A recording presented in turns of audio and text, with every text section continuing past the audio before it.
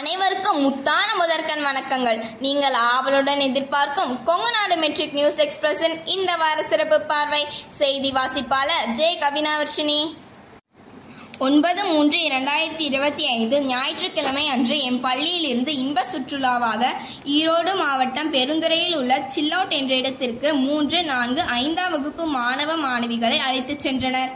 அங்கு பெயருக்கு ஏற்றவாறு இடமே குழுகுழுவென இருந்தது.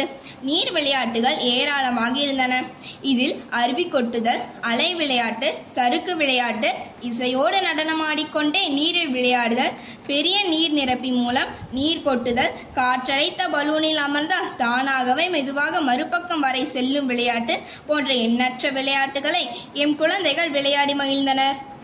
பின் அங்கேயே மதிய உணவு வழங்கப்பட்டது.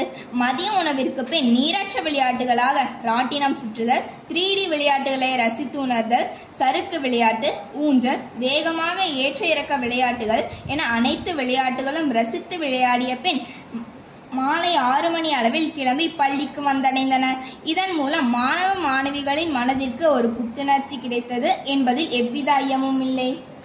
வெறி கொண்டு உழைத்தால் வெற்றி நிச்சயம் என்ற வரிகளுக்கேற்ப 9/3/2025 ஞாயிற்றுக்கிழமை அன்று எம் பள்ளியை சேர்ந்த 8ஆம் வகுப்பு மாணவி ஸ்ரீ சுபிக்ஷா திருச்செங்கோடு வட்டம் கோலிக்கால் நத்தம் என்ற இடத்தில் நடைபெற்ற சதுரங்க போட்டியில் கலந்து கொண்டு மாவட்ட அளவில் 2ஆம் இடத்தை பெற்று வெற்றி கோப்பையுடன் பள்ளிக்கு திரும்பினாள். சரித்திரம் ஒரு முறை உன் பெயரை சொல்ல வேண்டுமென்றால் நீ பல முறை என்னிடம் வர வேண்டும். இப்படிக்கு முயற்சி.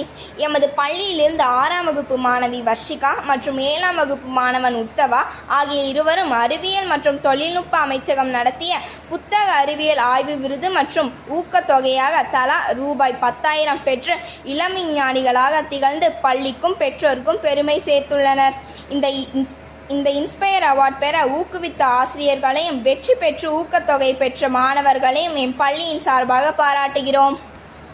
15/3/2025 அன்று எம் பள்ளியில் வழக்கம்போல் சனிக்கிழமை செயல்பாடுகளாக 1 முதல் 8ஆம் வகுப்பிற்கு முதல் 2 பாட வேளைகள் ஸ்பெல்வெல் தேர்வு நடைபெற்றது.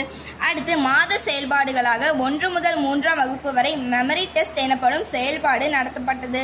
குழந்தைகளின் முன் பல பொருட்களை வைத்து அதை 1 நிமிடம் பார்த்து பின் அதில் எத்தனை பொருட்கள் மனதில் பதிந்தது என சோதித்து பார்க்கும் செயல்பாடு நடைபெற்றது. அடுத்து 4 மற்றும் 5ஆம் வகுப்பிற்கு கதை கூறுதல், 6 முதல் 8ஆம் வகுப்பு வரை கட்டுரை எழுதுதல் போன்ற செயல்பாடுகளை மாணவர்கள் அருமையாக செய்து முடித்தனர். இதில் மிகவும் திறமையாக செயல்பட்ட மாணவர்களை தேர்ந்தெடுத்து பரிசுகளும் வழங்கப்படும்.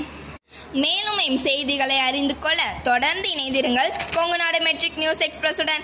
நன்றி, வணக்கம். வீடியோ பாருங்க, மறக்காம சப்ஸ்கிரைப் பண்ணுங்க.